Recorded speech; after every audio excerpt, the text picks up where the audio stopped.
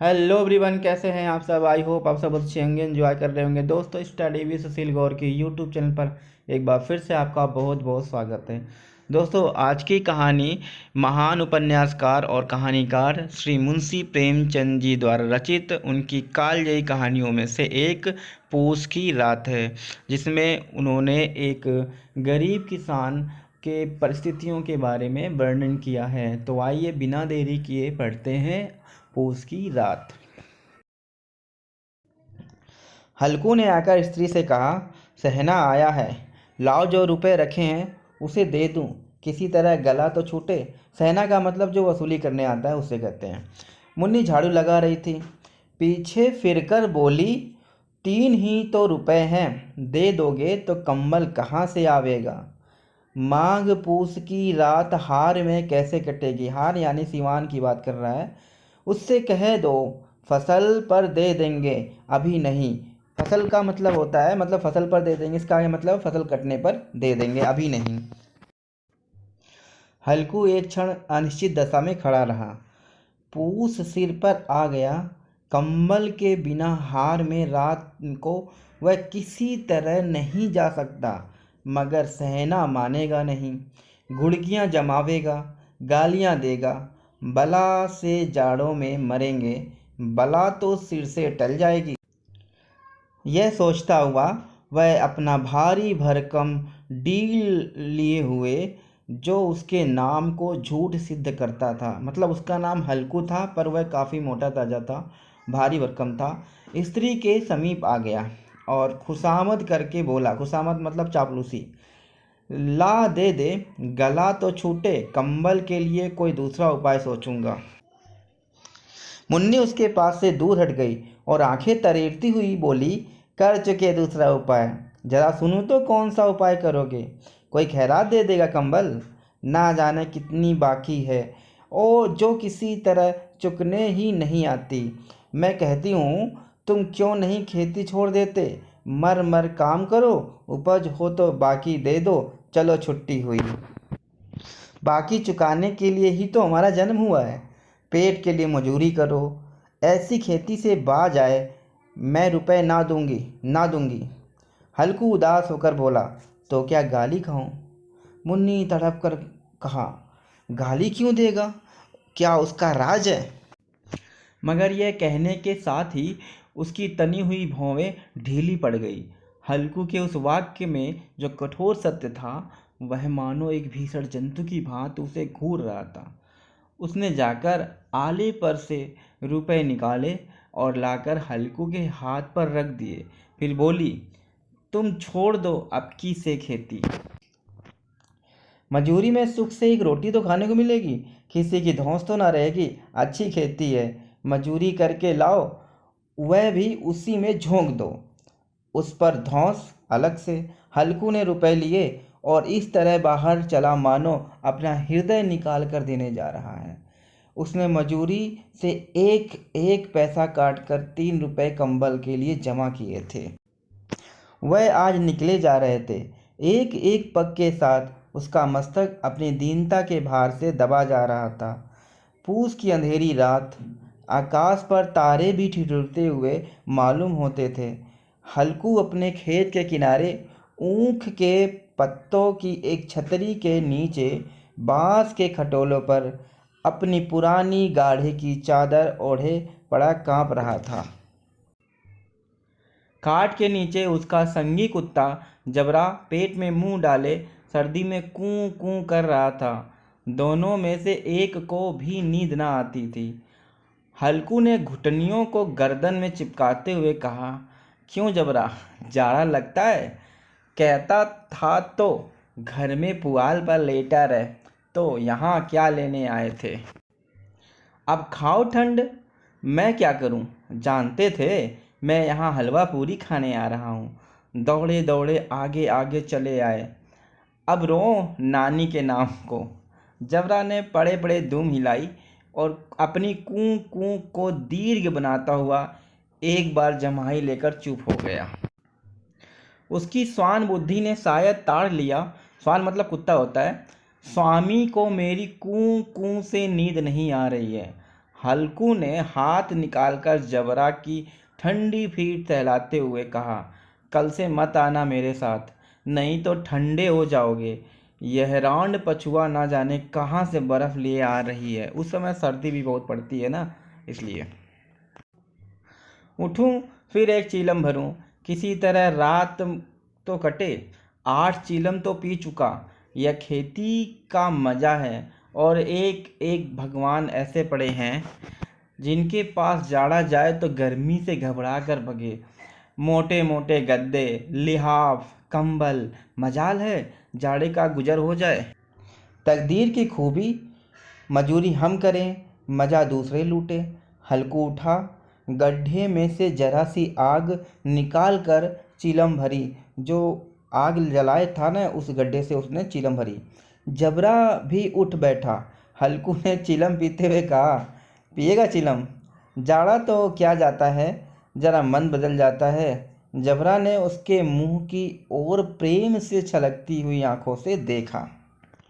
हल्कू, आज और जाड़ा खा ले, कल से मैं यहाँ पुआल बिछा दूंगा, उसी में घुसकर बैठना, तब जाड़ा ना लगेगा।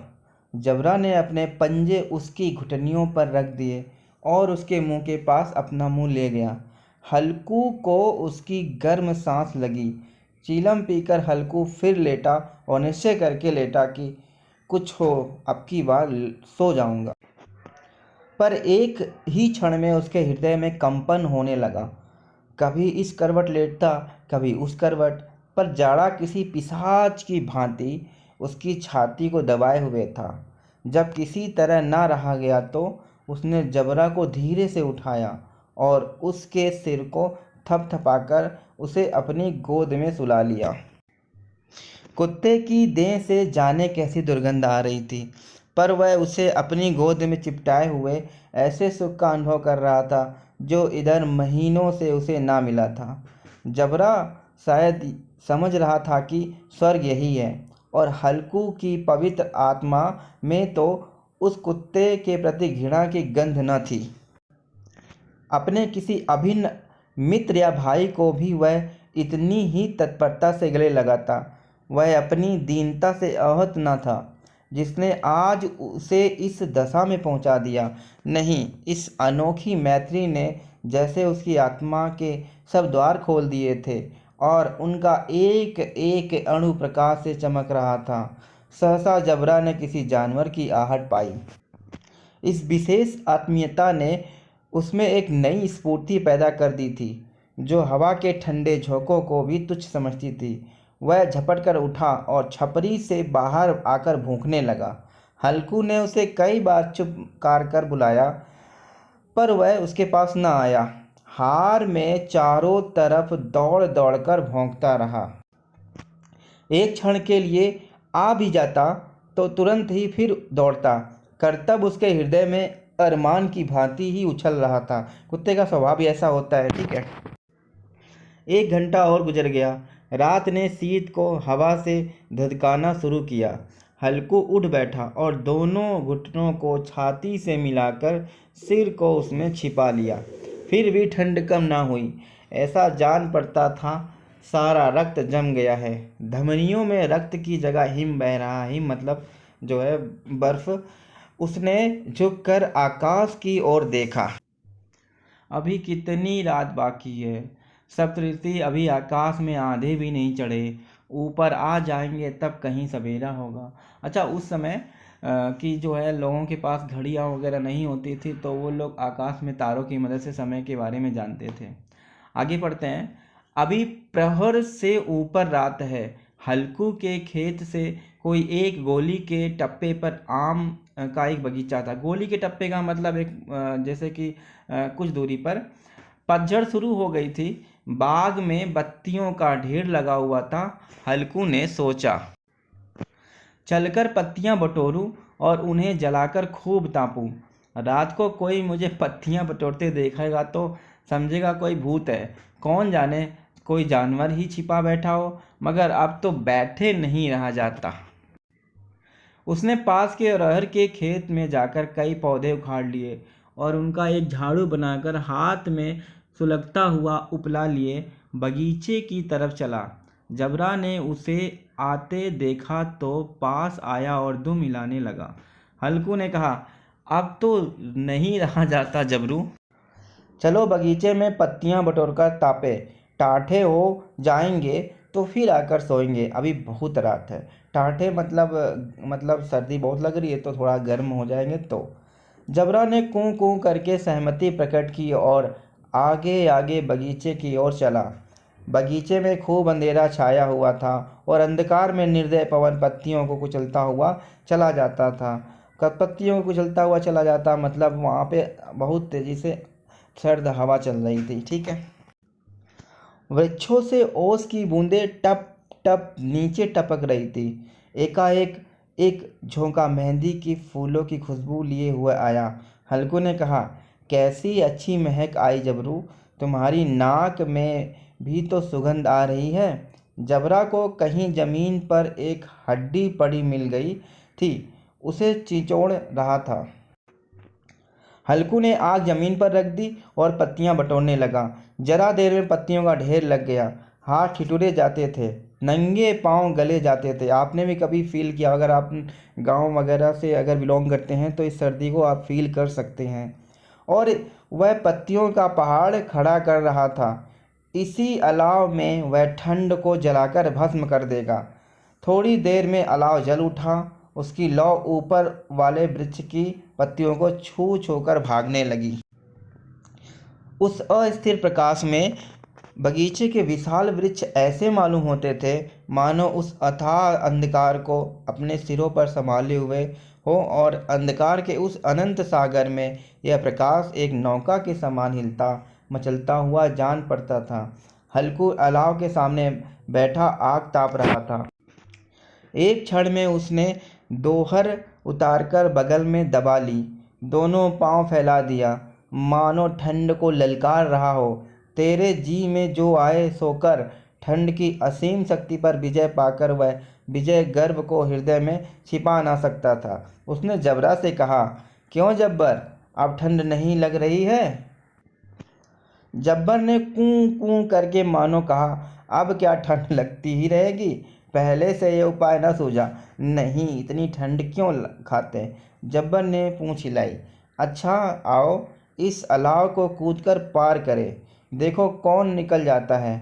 अगर जल गए बच्चा तो मैं दवा ना करूँगा। जब्बर ने उस अग्नि राशि की ओर कतार नेत्रों से देखे।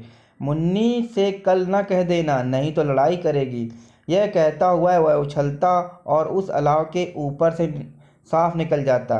पैरों में जरा लपट लगी पर वह कोई बात न थी। जबरा आग के गिर्द घूमकर उसके पास खड़ा हुआ। हल्कू ने कहा, चलो चलो, इसकी सही नहीं है, ऊपर से कूद कर आओ। वह फिर कूदा और अलाव के इस पार आ गया। पत्तियां जल चुकी थी। बगीचे में फिर अंधेरा छा गया। राख के नीचे कुछ कुछ आग बाकी थी जो हवा का झोंका आ जाने पर जरा सी जाग उठती थी, पर एक क्षण में फिर आंखें बंद कर लेती थी। हल्कू ने फिर चादर ओढ़ ली और गर्म राख के पास बैठा हुआ एक गीत गुनगुनाने लगा। उसके बदन में गर्मी आ गई थी, पर ज्यों ज्यों शीत बढ़ती जाती थी उसे आलस दबाए लेता था। जबरा जोर से भूंककर खेत की ओर भागा। हल्कू को ऐसा मालूम हुआ कि जानवरों का एक झुंड खेत में आया हुआ है। शायद नील गायों का झुंड था। उनके कूदने दौड़ने की आवाज़ साफ कान में आ रही थी। फिर ऐसा मालूम हुआ कि खेत में चर रही हैं। उनके चबाने की आवाज़ चर चर सुनाई देने लगी। उसने दिल में कहा, नहीं, जबरा के होते कोई जानवर खेत में नहीं आ सकता, नोच ही डाले, मुझे भ्रम हो रहा है। कहाँ, अब तो कुछ नहीं सुनाई देता, मुझे भी कैसा धोखा हुआ है। उसने ज़ोर से आवाज़ लगाई, जबरा जबरा। जबरा भूंकता रहा, उसके पास न आया। फिर खेत के चरे जाने की आहट मिली। अब वह अपने को धोखा न दे सका। उसे अपनी जगह से हिलना जहर लग रहा था। कैसा ददाया हुआ था। इस जाड़े पाले में खेत में जाना, जानवरों के पीछे दौड़ना असहाय जान पड़ा। वह अपनी जगह से न हिला। उसने जोर से आवाज़ लगाई, लिहो लिहो लिहो। जबरा फिर भूंक उठा। जानवर खेत चर रहे थे। फसल तैयार है। कैसी अच्छी खेती थी, पर ये दुष्ट जानवर उसका सर्वनाश किए डालते हैं। हल्कू पक्का इरादा करके उठा और 2-3 कदम चला, पर एकाएक हवा का ऐसा ठंडा चुभने वाला बिच्छू के डंक का सा झोंका लगा कि वह फिर बुझते हुए अलाव के पास आ बैठा और राख को कुरेद कर अपनी ठंडी देह को गरमाने लगा। जबरा अपना गला फाड़ डालता था। नील गायें खेत का सफाया किए डालती थीं और हल्कू गर्म राख के पास शांत बैठा हुआ था। अकर्मण्यता ने रस्सियों की भांति उसे चारों तरफ से जकड़ रखा था। उसी राख के पास गर्म जमीन पर वह चादर ओढ़कर सो गया। सवेरे जब उसकी नींद खुली तो चारों तरफ धूप फैल गई थी और मुन्नी कह रही थी, क्या आज सोते ही रहोगे? तुम यहाँ आकर रम गए और उधर सारा खेत चौपट हो गया। हल्कू ने उठकर कहा, क्या तू खेत से होकर आ रही है? मुन्नी बोली, हाँ, सारे खेत का सर्वनाश हो गया। भला ऐसा भी कोई सोता है? तुम्हारे यहाँ मड़ैया डालने से क्या हुआ? हल्कू ने बहाना किया, मैं मरते मरते बचा और तुझे अपनी खेत की पड़ी है। पेट में ऐसा दर्द हुआ कि मैं ही जानता हूँ। दोनों फिर खेत के डांड पर आए। देखा सारा खेत रौदा पड़ा हुआ है और जबरा मड़ैया के नीचे चित्त लेटा है, मानो प्राण ही ना हो। दोनों खेत की दशा देख रहे थे। मुन्नी के मुख पर उदासी छाई हुई थी, पर हल्कू प्रसन्न था। मुन्नी ने चिंतित होकर कहा, अब मजूरी करके मालगुजारी भरनी पड़ेगी। हल्कू ने प्रसन्न मुख से कहा, रात को ठंड में यहाँ सोना तो ना पड़ेगा। तो दोस्तों, इस प्रकार से यह स्टोरी यहाँ पर समाप्त होती है। तो आपको कैसी लगी स्टोरी, आप कमेंट में ज़रूर बताइएगा। तब तक के लिए धन्यवाद।